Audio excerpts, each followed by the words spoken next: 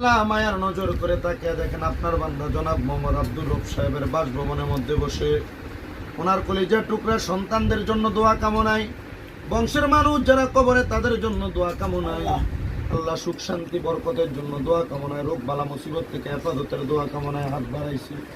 আজকে জুমার দিনের উসিলায় আমাদের প্রত্যেকের জীবনের গুনাহগুলো আপনি মাফ করে দেন, প্রত্যেকের মনের ন্যাক আশাগুলো পূরণ করেন।